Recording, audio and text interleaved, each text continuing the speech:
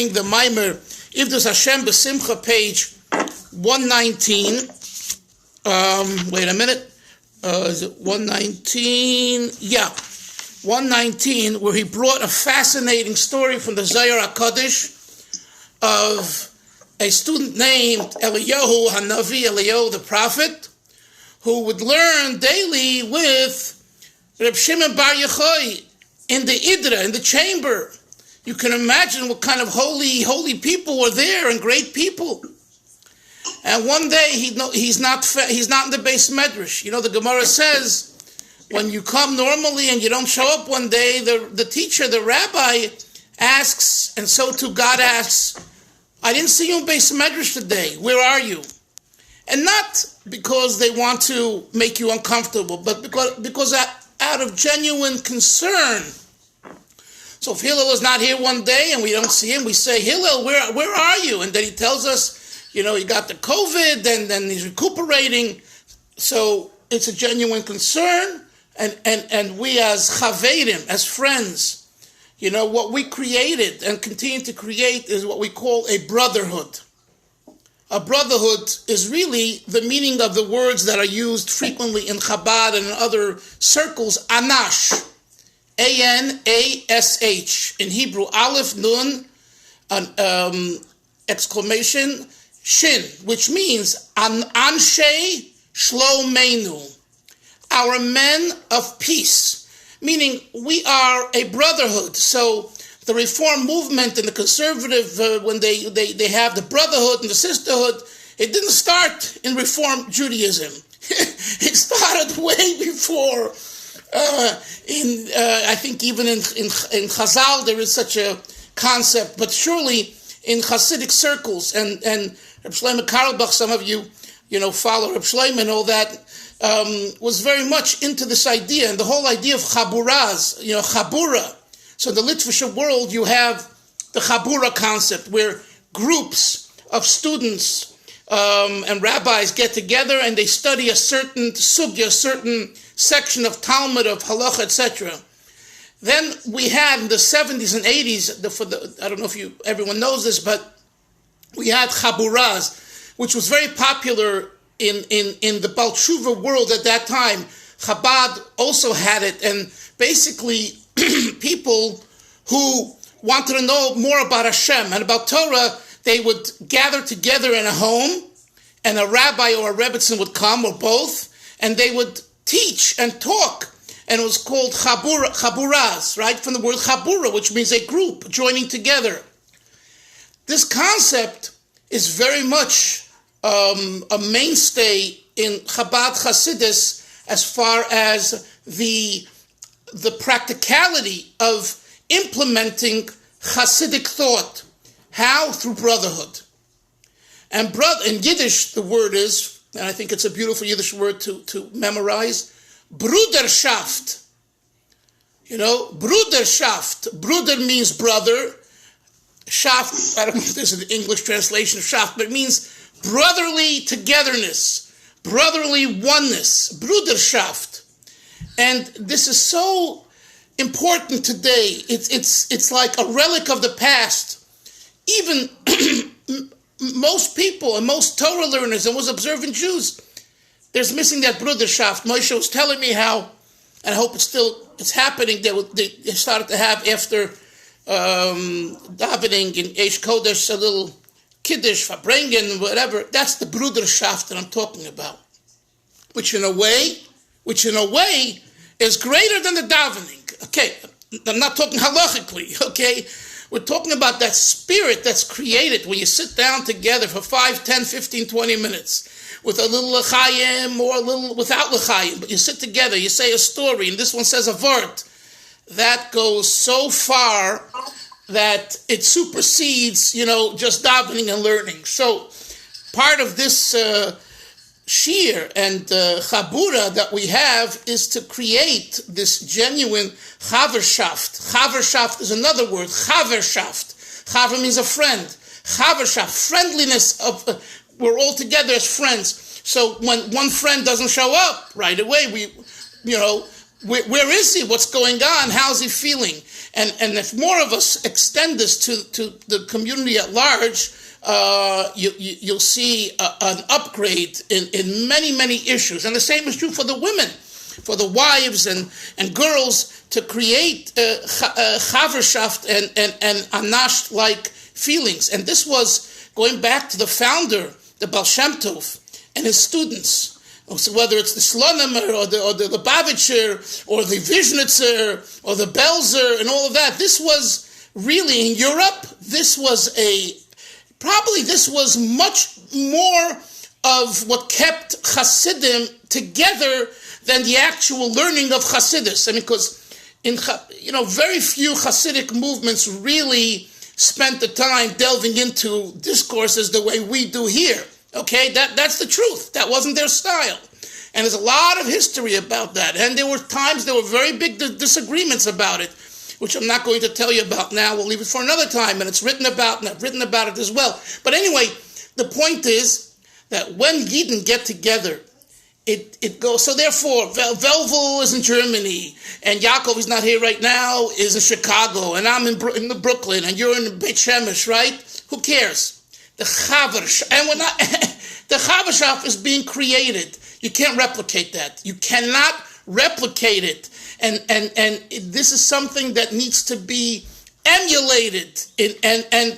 And when it's emulated, you get more and more of ava, of love and brotherly love and togetherness. And it spills over with helping a person with parnasa, helping a person with an eitzah, with advice, with counsel, and every issue. Yonis this morning sent me a message.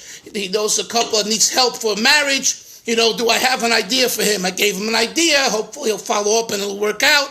The point is, whether it does or it doesn't, the Chaverschaft creates this bond that goes beyond walls. And this is another final lesson for this before we start inside.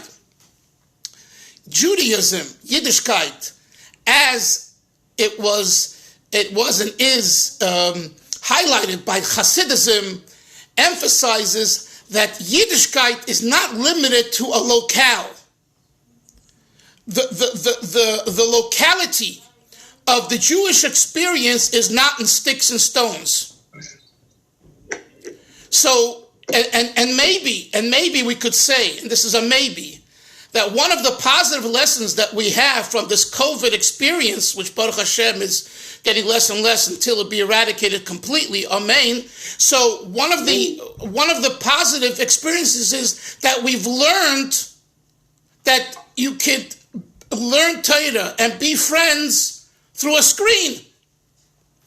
And it really is a messianic. Because until then, until the pandemic hit, who had this thought? I mean, they were starting, business meetings, but who was doing the things that Skype shiurim that are now available and a mainstay? No one. And min hashamayim, Hashem said, we're closer to Mashiach, and one of the ideas of Mashiach is that the Torah will be all over, and we'll be able to learn and see each other and wherever you are, and there's no excuse. And that's what happened. So every negative, we have to always train ourselves that in every negative to find a positive. And if you do that, you'll be a happy person, or be happier, okay? If you see only the problem, the people that died, Nebuch, the Yidden that died, my friends, my relatives, and you become a very dark, morbid person and a very negative person. And no one will want to be around you, not your wife, not your kids, not your friends, and you'll be a mess. So be smart, use your seichel, and understand that Eibishter knows what he's doing, and he loves us, and in every negative, there is a deeper positive. Now go find it. So, back to the Maimer 119. So he brings this mashal where Rebbe Eliyahu Hanavi is missing. So Rashbi says to him the next day, hey Eliyahu, where were you? So he says, there's someone called Rabbi Hamnuna Saba, and he needed help, and I needed to go and help him. But in order to help him, I needed to invest myself in him. Yes, Hillel. This phrase from the Zohar, Madua lo ka'asi mar, is that the same phrase that the Baal Shem Tov used in his famous letter? Yes. About his vision of yes. Mashiach? Yes. It's the same phrase, but a different letter about a different context. Right. No, understood, but it's the same phrase. It's kind of an echo of it. Yes, correct. Yes. So he says, where were you? So he says, I had to go help Rabbi Nunu Saba, and to do it, I couldn't do it through an email, and I couldn't do it through a TikTok, and I couldn't do it through a fax, and even a Skype. I had to go in person, because sometimes you got to get up and go. And I had to invest myself. What self? The soul of Eliyahu, he says, needed to invest itself in a body. And when that's done, you can't be in two places. You see, Chevra, you could be in two places simultaneously if you're not fully invested, which really means you're not here and you're not there. In Yiddish we say, nicht dahin, nicht daher. Right? You ain't anywhere. We can't tanzen mit zwei Chassanas. We can't tanzen auf zwei Chassanas. You can't dance at two weddings simultaneously. Where are you? Make up your mind. So Eliyahu retorts back to Rashbi, the holy Rashbi, and he says, Rashbi, I'd love to be at the class, but I couldn't. Moshe, we used you as an example yesterday. I hope, with your permission, that you couldn't be here yesterday because you had Nebuchadnezzar Levaya. You needed to be physically at the Levaya. So you couldn't be physically at the computer and partaking in the shir. An investment, a real investment, Yaakov, requires what we call in Chassidus hishlapshut hanefesh behaguf, the enclothing, the investment of soul and body. And therefore, he says, Rashbi, when I come to the shir, you want me fully here. You don't want me just to be, elsewhere. Like sometimes some of the chevra have to drive and they put on the shir, they get it for a few minutes. It's better than nothing, but you're not really there because you're driving, you have to watch the road, or Avi's doing a tour. You can't do two things at once. You try your best, and it's a nice attempt, but a real being there requires fully invested. Says Eliyahu Hanavi to Rashbi, if the expectation and the need is to be nefesh beguf, soul within a body, I can't be in two places at the same time. Why does the previous Rebbe, bring this wonderful piece of Zohar, the story from the Zohar here, to point out to us that when it comes to the nefesh, to a person's soul, at the end of the day, when it comes to the real nefesh, you are who you are, and you're in one place. Now, if you decide to change that place tomorrow, and you go through that transformation, that can be done. But as long as you still are in your one place, that's where you are. And that's why he gave the mashal earlier, Moshe, from the person looking at the painting, that even after he leaves the studio, and he goes back home, and he's sitting and having supper, and he takes the soup, and all of a sudden, the spoon remains like this. And I saw this, by the way, by Rabbi Yoel Kahn, not with soup, with a cigarette, before he stopped smoking, Baruch Hashem that he did. I saw it. Sometimes he would light a cigarette, and he would hold the cigarette in his hand for a minute, 2, 3, until it burnt completely, and it went into the floor or into the garbage. But he just lit a cigarette to smoke the cigarette. But he was elsewhere. I saw this with my own eyes. This I'm not making up. And this, because where was he? He wasn't there. How did he light the cigarette? I guess by osmosis, not by he's used to lighting a cigarette, like we're used to saying Ashrei. We can say in our pajamas, in our clothes, or laying in the bed. We know Ashrei, right? There's certain things that you don't have to even think about, and you do them, but that's behavior mode. What about essence mode? What about neshama mode? Neshama mode requires involvement. And that's, it's so much to elaborate on, but that's really, is your neshama there? When you ask yourself, if what I'm doing is my soul there, eventually you need to have your soul there. Otherwise, like, Avram said, his music, he gets a high and pleasure. If your soul is there, gavaldik.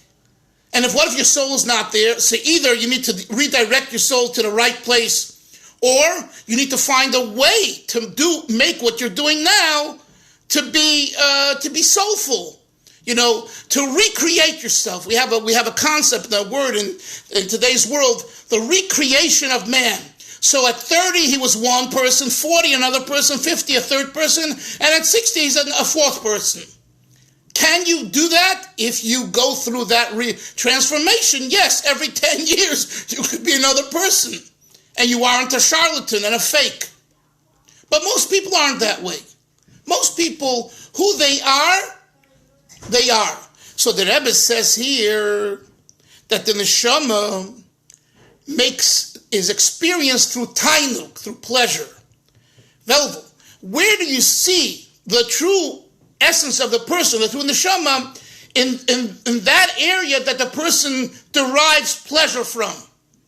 Like I told you, the rabbi tells the student, he says, you think, me running a Chabad house is my pleasure. My pleasure is teaching you Chassidus, learning Chassidus. For him, he says, that's where is my love. Everything else I do, and I need to do it, and I'm going to do it. But where do you have the tainuk? So tainuk, pleasure, is such an important area in a person's life, not to dismiss.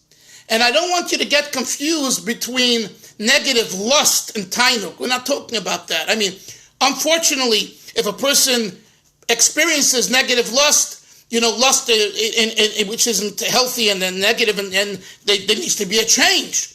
But I'm talking about in those areas that are positive and are good to capitalize on them.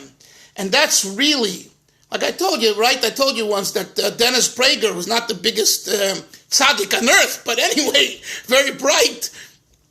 So he said once in a room full of young people on Wilshire Boulevard, Sinai Temple in Westwood, he said, there were 1,000 young people in the room, and he said, who can raise their hand and say they love their work? Some hands went up. And then he said, and who can raise their hand and say they love their work and they get paid for it too? Less hands went up. Tainuk, again, if money is meaningless to you and you don't care if you make money, you don't, the fact that you are an artist or a creator or a rabbi, whatever your job is, and you get pleasure even though you don't get paid for it, kol hakavod. Kol hakavod. But a lot of people aren't that way, and they feel better when they're paid for their work, And I always say that isn't a negative, that's a positive. Because we are limited beings, and we have a mind and heart, besides a family and paying bills and tuition, right? But as a human being, Hashem made it that money is not a bad thing. It's not evil. We say money's the root of all evil. Yeah, if you misuse money, and if there's greed, and there's plenty of that. But if you look at money, as the Gemara says, that the only reason zahav, gold, was created was for to have it in the Beis Hamikdash. If the only reason that you have and want money is to do more for HaKadosh Baruch Hu and your family and your friends and your community, you should make a lot of money. I just saw a video. The Rebbe told someone who wanted to retire, there was a gentleman who and his wife, Chabad had something called the Machna Yisrael Development Fund. This was active in the 1980s. And this was a group of shluchim got together, and they felt that the Rebbe could do so much more if he had a lot more funds available to his dispersion.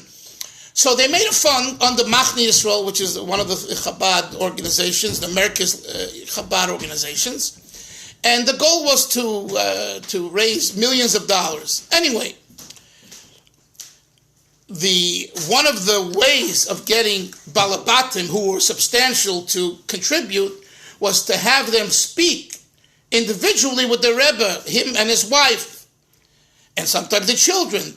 And the Rebbe would come down to 770. They cleared out all the benches in the big shul. They put the Rebbe on a little table with a podium, and people would go over, and their shliach would go over, and so there were lines of people. And there's videos of it, and it was a very interesting and important event and experience. So I saw one of them this past week. So a gentleman goes over with his wife, and he says to the Rebbe, "Thank God I just sold my business, and we did very well.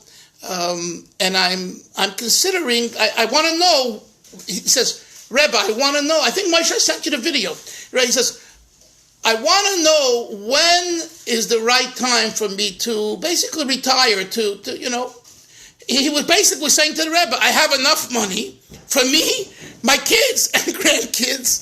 Why do I have to work more?"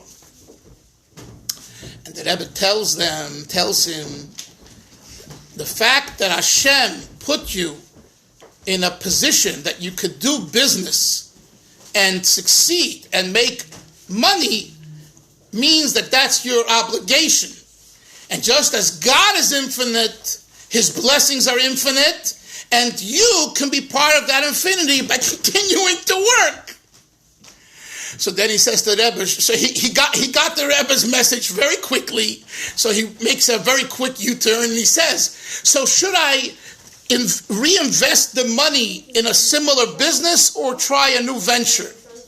And here is where the Rebbe says something so important and right to the point, and it's relevant to us. The Rebbe says,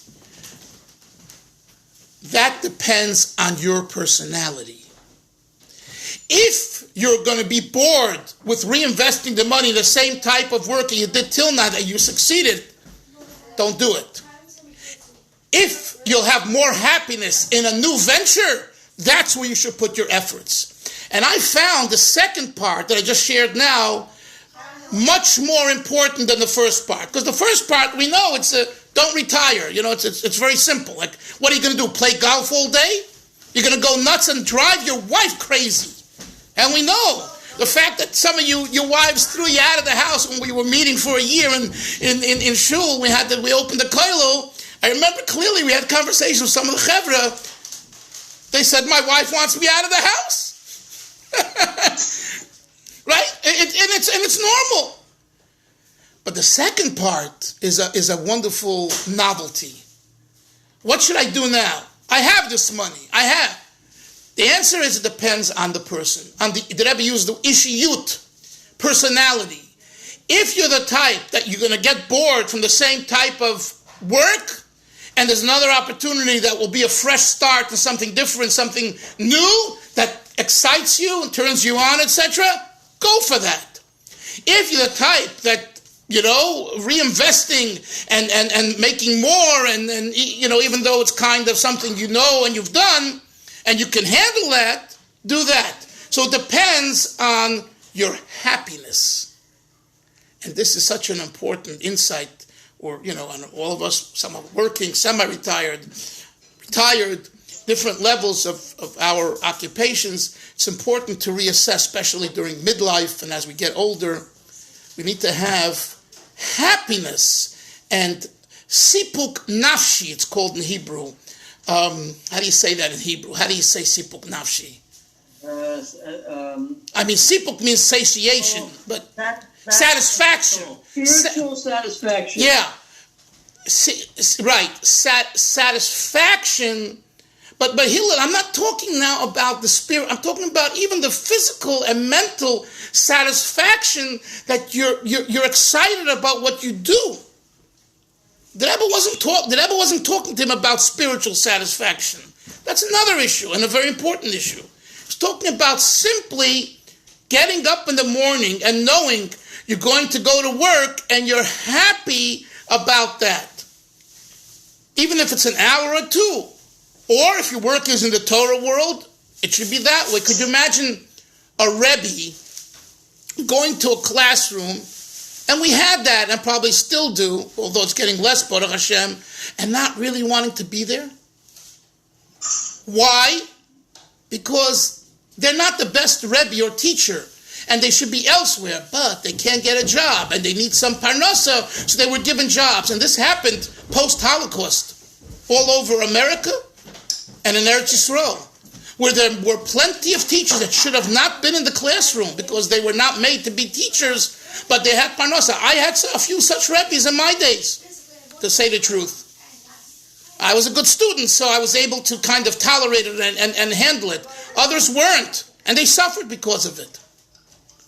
So it's very important, and the same is true. Imagine an employer who really doesn't want to do what he's doing, and for whatever he's doing it, meanwhile he'll abuse the employees by being arrogant and negative and insulting and on and on. Get away. Don't be in that position. Be the admin behind the scenes. So all of this, we're just going on here, we have to get to the text.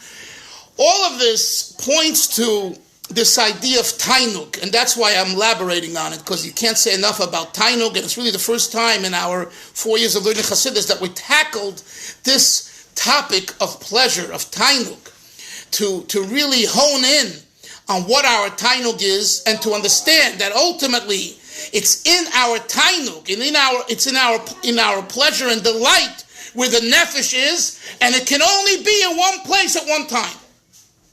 And if you think otherwise, it can't be. And this explains a famous saying in the early philosophers, Jewish philosophers, and they would say like this: Olam hazeh and Olam haba don't go together. I recall a conversation with someone in your neighborhood where I asked the person, someone from the States, like, what are you doing here? What do you need to be here? You have your big house and you have your cars, and you could do that anywhere in America. And he said it to me bluntly. He says, if I can have Eretz Yisrael, if I can live in Eretz Yisrael and have my American comforts, why not?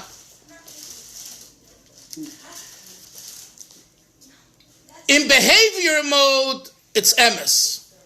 But the Rishonim, the first philosophers, Jewish philosophers, teach us you can't have Olam Hazeh and Olam Haba together. It doesn't work. In other words, if you're really in Eretz Yisrael, and the Gemara says in Kedushin, kosher, that Eretz Yisrael is acquired through Yisurin, through pain and struggles, that's not a negative statement. That's a positive statement. In other words, the methodology of Eretz Yisrael is hard work. And hard work is good for us. So the country club and the internet surfing and everything that we have here, it's not Eretz Yisrael. It's American. It's Chutz La'aretz. So the truth is, it's either this or either that. You decide. So again, in behavior mode, yeah, you can have your comforts, and we should have our comforts. That's in behavior mode. But in tainuk, that's what I'm getting at. In tainuk, as far as your pleasure, you can't have them both. You decide. You decide. Do you want Olam Haba or do you want Olam Hazeh? And this is why there were Yidden, and are Yidden, who, although offered all the riches in the world and all the comforts of the world, they turned it down. Not just because it says in Pirkei Avos, pas b'melech teichal, eat the bread with some salt and all that, and the pain and the struggle. We learn that mission in Pirkei Avos, and we walk away. The average person is, a Jew has to be a schlepper. A Jew has to be, down. That negativity, you know what I'm saying? And what we say is, we're always in defense mode, right? Now again, the truth is, we have those Arabs around us, those enemies. We had Yamach Shemam, the Germans. We had the Spanish Inquisition. We always do have enemies till Mashiach comes. But the mindset and where one comes from shouldn't be from that.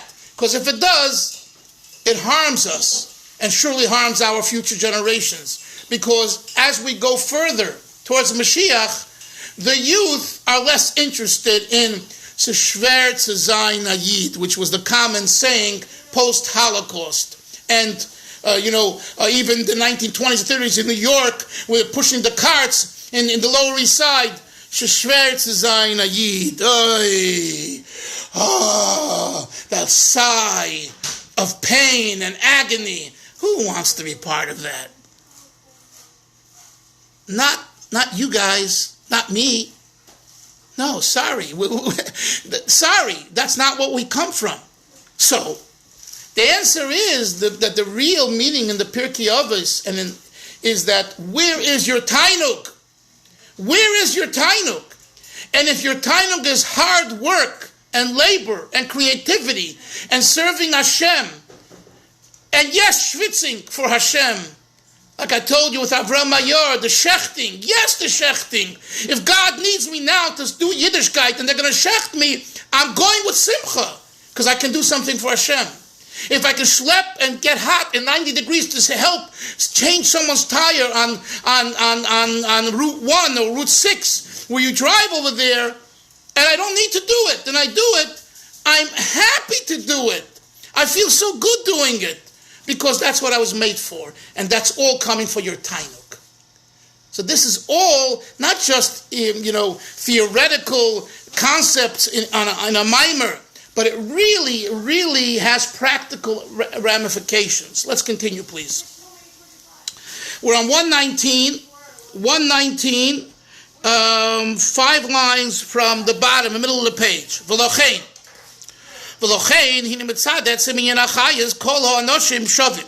When it comes to survival, to life, all men, all people are equal. Everyone wants to live just basically the idea of life.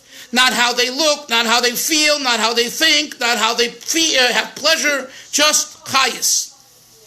Avo, b'derech prat, more specifically, achizas harotzen. He divides and he says, the place where rotzen finds itself, a comfort zone, is balev in the heart. Will expresses itself in the most palpable, best way in the heart. V'achizas ha'oineg, and where does pleasure express itself best? In the mind. Although where in the mind do we find the essentially essence of pleasure? In the essence of the mind, nevertheless, intellect does not have the essence of pleasure. The intellect, as we process ideas, you cannot say that that's where the kernel of pleasure is found. It's only a processing method, Yonasim. But the etzem of tainuk is not experienced in the external intellectual process. That's what it says. V'rak, however, b'hachushim. This is all a very long-winded comparison. And here is the end of the comparison. The senses, Yoni, k'meichushariya, your view, looking with your eye, or hearing, or feeling, or smelling, etc. Hine nimshach pnimius ha'onek. There, the inner aspect of pleasure is drawn there to the point where your entire being is drawn after that beautiful picture. Next page, top of 120. That beautiful scene that you see draws you, and you're like floating. You know how it is? Music. You're walking on this. They say about Rabbi Yitzchak Ginsburg of Eretz Yisrael, the famous Yitzchak Ginsburg. So I heard that, how did he begin in the early 60s his process of tshuva? He lived in St. Louis. He passed a shtibel, a Hasidic shtibel, and they had shalosh shudas, and they were singing Hasidic tunes, reflective and meditative in nature, and this genius of mathematics and other sciences, he just started to float, and his feet floated into the shtibel, and the rest is history. When you experience, so that was through his ears, the shmiya heard a koil, a music, and it And all of a sudden, the sciences and the mathematics and everything else became secondary. You understand?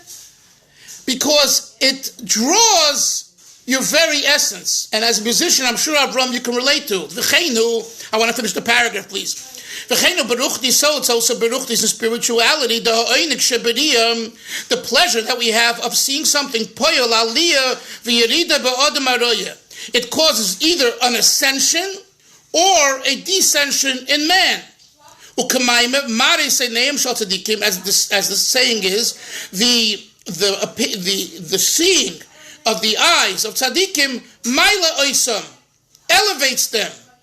In other words, what really elevates the tzaddikim, Avi, not their study, but the aliyah, the true aliyah, comes from maros, from what they see. Because the seeing is most impactful as far as one's pleasure is concerned. V'cheinu b'avodah. The Rebbe brings it home now to serving Hashem. The kasher mitzayir benafshe tziyure kedusha de'almeila b'kagavne dalent Allah. When a person imagines how the supernal heavenly world looks like, and he says, based on what I see here, it surely and more so is that way in heaven. And this arouses him we have to learn more Torah with diligence and serve God with the heart. The v'chayas b'kiyam mitzvahs, and to serve Hashem, and to have much vitality in doing mitzvahs. That imagination, in other words, here we're talking kind of about a fantasy. To imagine, you see something in your world on the street, right? And you say, wow. Remember that famous saying that the Rebbe writes to President Ben Zvi, 1951. He says, from the age of 3, I've been imagining how the world will look like when Mashiach will come. That, and the Rebbe says to him, basically, that has driven me all these years to get to where I am and to preach what I preach and teach what I teach. So the power of riyah, be it physical seeing or imagination, drives a person in a positive sense. And so, God forbid, as Avram shared briefly with us the other day, the other way it says, the ein of liba, the eyes and the heart, are two vehicles and methods that take a person to either the right place or the wrong place. Uklo the milsa, and what's the general rule? The kasher ayin roya, when the eye sees davar toiv, something good, or lehepech, or God forbid something bad, in yalev chaymet, the heart desires and lusts. Lias deriyah so ayin goyrim, because the seeing of the eye causes gilui v'hisayris amidas, an awakening, a revelation, an awakening of the emotions. And it all comes from because of the inner pleasure that's derived from seeing. Right? So this of course underscores the importance, as Avram said the other day, of how careful one has to be with what they see. You know, again, when you learn Musar and even Hasidus, they talk about it like, hey, don't see what you're not supposed to. Turn your head. It's true. But here it's much more profound. If you think about it in this term, who are you? Your tainug, your pleasure. You don't want your tainug to be seeing inappropriate things, because then it messes you up for a long time. And I always repeat that what I heard back in 8th grade in yeshiva still is in this mind, and I'm 60, it's 52 years later, and it's still there. And Baruch Hashem, I know how to handle it, that it doesn't disturb me. But why is that? Because when you hear something, it goes so deep inside that it's virtually impossible to get out. And I said yesterday, we shouldn't be concerned and just overwhelm that with good ideas and good hearing. I agree. But it does tell us that from here on, we have to be careful. So when you talk to your kids and your grandkids and your friends about, non-Jewish music, why shouldn't we listen to non-Jewish music? We're talking about inappropriate music. I'm not talking about classical music or something like that. But why? Because if the one who composed it is an abuser or with other maladies, you don't want him to be in your life. The Rebbe told someone in 1967, he told me this, he lives around the corner here. He said to me, his wife wanted they should play a certain song by the chuppah. He wanted they should play the Alter Rebbe's Niggin. And he asked the Rebbe, is it a minhag Chabad to play the Alter Rebbe? And he wasn't Chabad, he was a Litvak, but he really liked Chabad. So he wanted the Alter Rebbe's Niggin. A Litvak wanted the Alter Rebbe's Niggin at his chuppah. And his wife wanted a standard Niggin, at Imesh Kochech, whatever. So he asked the Rebbe, is it a minhag Chabad that you have to play the Alter Rebbe's Niggin under the chuppah? The Rebbe didn't answer him yes, but what the Rebbe said is, listen, when you sing a Niggin, you are identifying with the soul of the person who composed the Niggin. If you want this other person to be at your chuppah right there with you, sing their Niggin. If you want the Balatanya to be with you under the chuppah, sing his Niggin. You got it, right? Have a great day, everyone. A lot to think about. Zeigazont, we'll see everyone tomorrow. Bye-bye. Take care, everybody. Bye-bye. Okay.